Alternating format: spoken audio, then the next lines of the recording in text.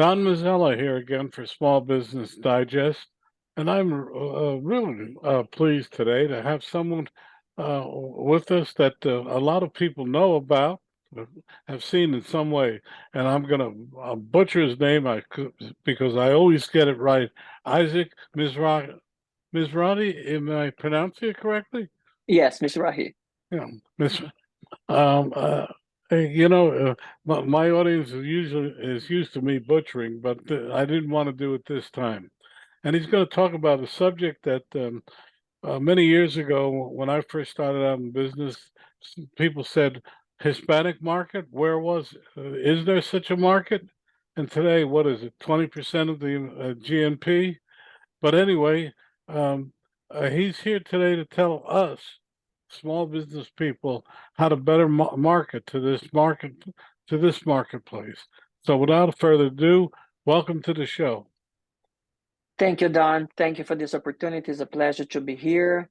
And I'm looking forward to talk about the Hispanic market segment, the book, and how small business owners can grow their business by leveraging the insights from this very important and growing segment. But before we do, tell us a little bit about your background, which I've always said is remarkable. Well, I'm originally from Brazil. I was born and raised in South America, from a Jewish family, immigrants that escaped the war in Europe. And I came to the US 24 years ago when I was working for the Coca-Cola company. I was a marketing leader in several different organizations, working with Latin America, global. Then I moved to other companies in the telecom business. And in this process, I became focused on the Hispanic segment and broader to the multicultural segment in America. And for the past 14 years, I have been working in one of the leading advertising agencies in the segment called Alma Advertising, based in Miami, Florida. And Alma works with probably the list of the top clients, companies that are investing in multicultural marketing, like McDonald's, Pepsi, Wells Fargo, Google, Lilly, among others. And I also have been writing a monthly article on Forbes.com about multicultural marketing for the past 7 years. And these articles became the foundation of the book that I'm launching in the next few days, called Hispanic Market Power, America's Business Growth Engine. Wow. But before we get into that, is there a website that people can for the book and for the agency? Yes, the agency's website is almaad.com, almaad.com. And the book has its own website, is the name of the book, HispanicMarketPower.com, everything together. There you find a little bit more about my bio, about the book. There are links to pre-order the book and order the book, and a few descriptions and acknowledgements from some industry leaders. The book is coming out, published by Routledge, which is a division of Taylor and Francis. Okay, so let's get into the meat of this thing. I'm going to start by asking a fundamental question. I'm a small business. How do I first sit down and say I want to attack the Hispanic market? What are some of the things I should be doing first before I even look outside? That's a great question. And chances are you're already dealing with the Hispanic segment in your day-to-day, Don, because there are 62 million Hispanics in America, representing almost 20% of the population. It's the largest growing segment in the US. So chances are you're already dealing with them, mainly if you're doing business in the most populated cities and states like California, Texas, Florida, if you're doing business in Chicago, in New York, across the country. I think that, the interesting thing is that there are a lot of preconceived ideas about the Hispanic segment. And my first advice is to have an open mind. Don't take preconceived ideas or bias against the segment to undermine your ability to grow your business. Let me give an example of some bias that historically we still see in the marketplace today. First of all, that all Hispanics are undocumented immigrants. Second, that Hispanics, they don't have purchasing power to buy your product or service, or all Hispanics, they only speak Spanish. That's partially right. The Spanish language, the income distribution varies. There are some undocumented Hispanics in the US. They are still very important from a purchasing power.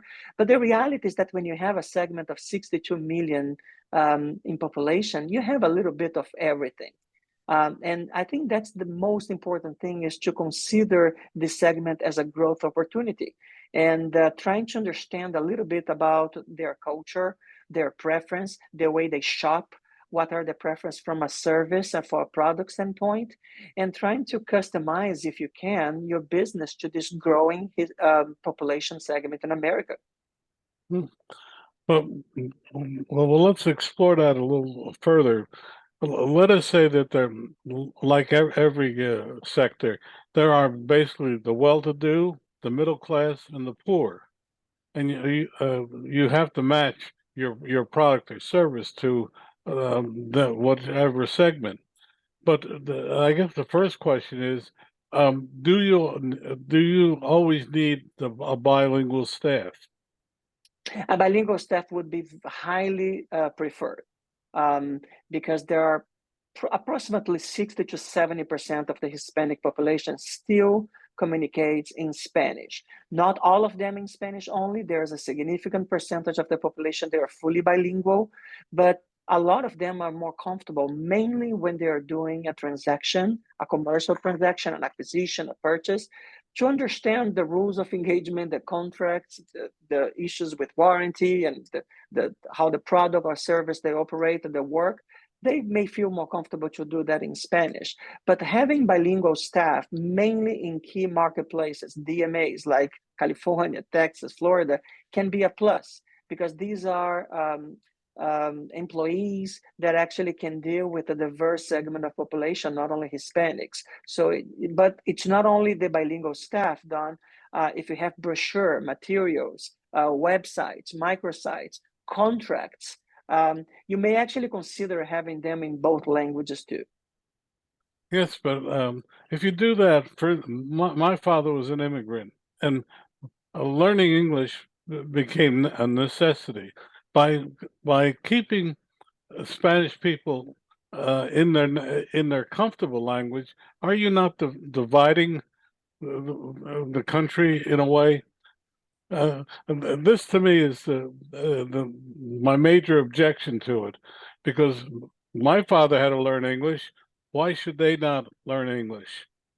Oh, that's a great question, Don, and I hear that a lot. As I mentioned before, a lot of Hispanics are bilingual. This is not about knowing how to speak English or not. This is the language that they feel comfortable with. Let me give an example. Today, the technology, the access to internet, the access to different music, to different shows, to different entertainment options, they are different than probably your father, your grandfather generation. When they came to America, they had to actually speak English, because that was the only way to survive in the society, if I may. Nowadays, technology has opened the world that, I can be based in the US and I can be watching a show from Korea, from Japan, from South America, from my own country, Brazil, watching live entertainment, live sports. So today, the world is very different. People have access to options, to entertainment, to shows, and to products in different languages. It's no coincidence that, for instance, Amazon offers their whole website in Spanish nowadays, not only catering to Latin America, but for the US Hispanic population. Companies are doing that because they want to compete for the services, for the dollars, for the wallets of a population that represents $2 trillion in purchasing power. Agreed, but let me just go sideways for 1 minute. It doesn't help to America became a country because it had a common language. The Germans learned English. The Italians learned English. By by allowing the Hispanics not to learn English, you're in effect dividing the country. That's, to me, is the issue. Not not the other, and that's not for this period, but that to me is what is the critical point about this. Before, other immigrant populations had to learn English. You're saying today they don't have to learn it, yet what it does is prevent us from being a unified nation. Yeah, well, I'm sorry if that's what you understood. I'm not saying that, they are not learning English. Actually, I'm saying the opposite, that the majority of the population is bilingual. They speak Okay. both English and Spanish. And there is a matter of preference sometimes when they are consuming entertainment, when they are shopping, to see products in Spanish. But there is no way I'm advocating for anyone in the who has to not learn how to speak English. And there are a lot of examples like Canada, which is a bicultural, bilingual country that people actually speak French and English. And I think the country is doing very well and is very united too. So I think that, one of the things, Don, that I think is important is exactly what I mentioned at the beginning, that there is a preconceived idea that Spanish is the only characteristic that defines the Hispanic segment. And that's not true anymore. There are a lot of Hispanics that fully speak English and prefer to speak English, but they are connected to the Latino culture. And going back to the point of this discussion here, I think that understanding cultural insights, cultural nuances may allow small business owners to be more effective by connecting with the segment and succeeding and selling more to them. I agree, and let's move on because that's not what you're here for. Now, having said that, give us some of your ideas of how a business can identify how they can bring their products more effectively to a Hispanic audience. Um, well, let's start with advertising. There are a lot of local media companies, radio stations, TV stations, websites, influencers that actually connect very well with the Hispanic population. So if you're a small business owner and you want to connect with the segment, thinking about what type of media choices the segment consumes today. It would be great to partner with local media companies. There are a lot of great local radio stations. Don, radio is still very, very relevant for the Hispanic segment. And some people think that the radio is dead. It's not that. Actually, listenership from Hispanic radio stations has been going up over the past few years. We already discussed a little bit connecting your products and service, staffing, etc. Location also can be very important. Now, there are a lot of little details that vary depending on what kind of a small business you have. So if you are in the grocery business, a lot of mercaditos, if I can say that in Spanish, the bodegas, right? Very popular in the Northeast. A lot of Hispanics, they still have the behavior to shop with the family. So if you think about, instead of having individual consumer, instead of having them versus the potential of having 2, 3, 4 members of a family shopping together, how does that impact the way that your store layout is, the size of the aisles that you may have in your little bodega? And I'm giving just one example. I know a local chain here in Miami of a retail that they wanted to connect with the Latino culture in Miami. And in Miami, they have this little coffee, they call the cafecito. And there's a tradition to drink this cafecito at 3:05 in the afternoon, because 3:05 is our phone area code. So there are some stores that actually serve cafecitos, not only at 3:05, but during the day. Traditional Cuban coffee, traditional food that you may have to offer. Again, each small business is a different one. It's hard to generalize, right? But I think your listener is getting a little bit the gist to understand what is the culture, understand what are the preference.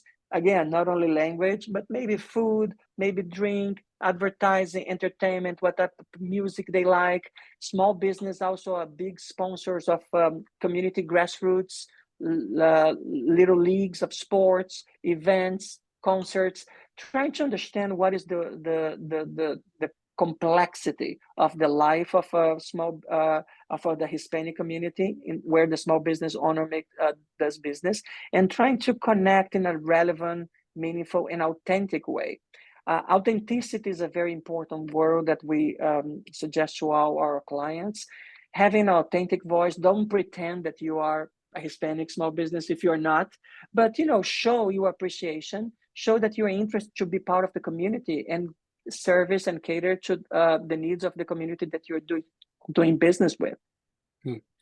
I was last week. I was at a minor league baseball game, and every other announcement was in Spanish. Yes, Hispanics love baseball, love sports, love soccer too. That's growing a lot of popularity. But sports is one of the great ways to connect with the community. You can connect through music, through arts, but also done through additional support to local schools, to playgrounds that need to be refurbished for kids to play, job fairs. One of the interesting thing about local small businesses, they are in the fabric of the local community, as you know very well.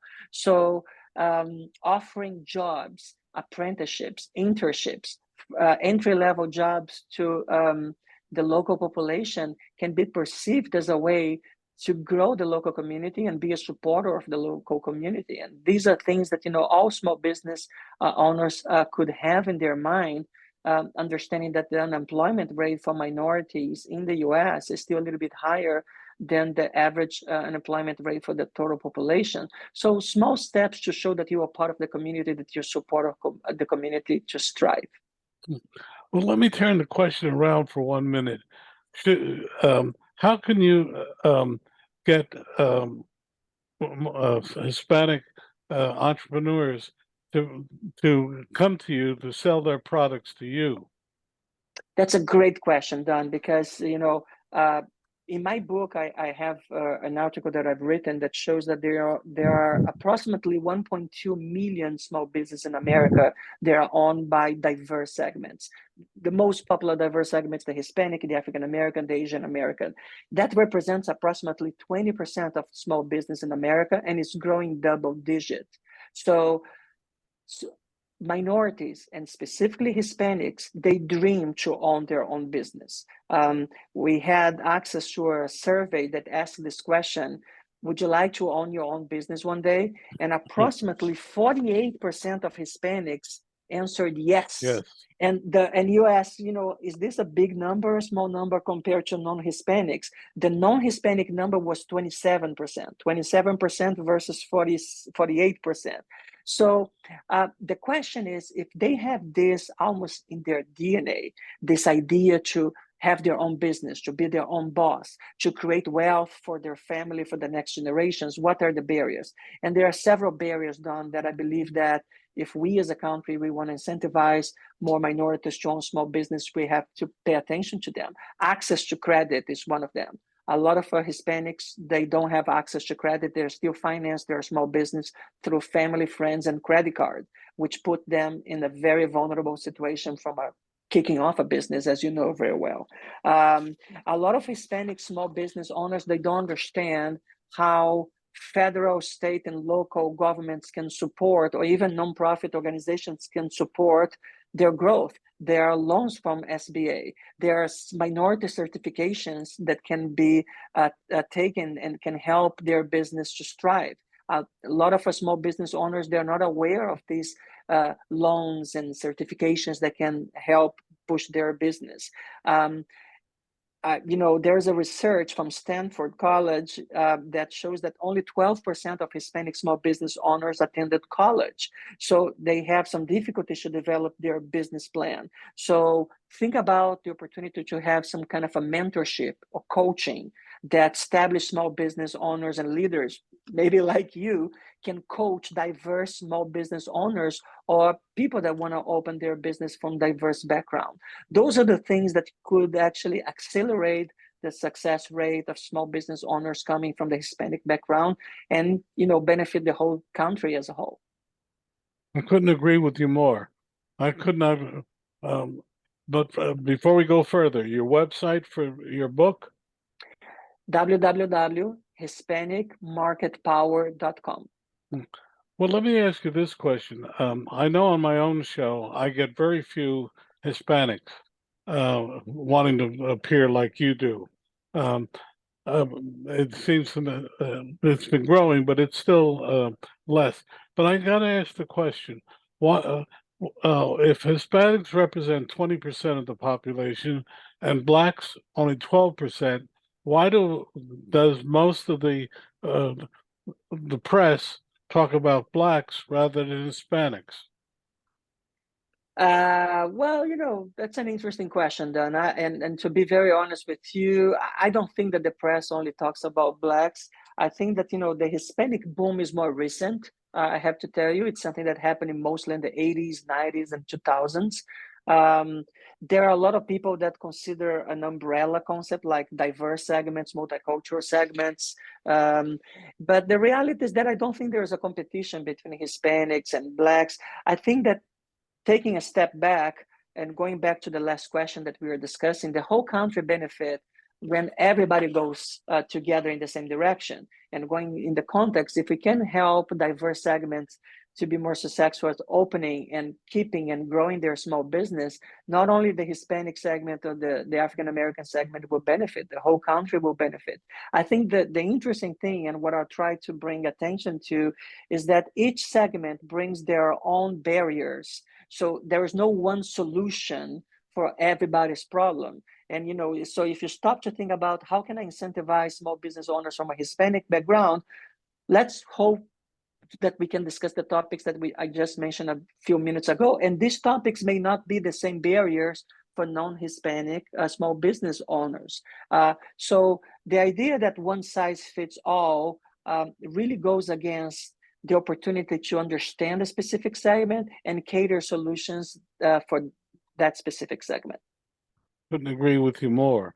But let me ask you this question. Puerto Ricans, native Puerto Ricans speak one language. Colombians speak another language. It's Spanish, but it's like English, and American English, separated by an ocean, um, by a language. Excuse me. But the same thing applies there.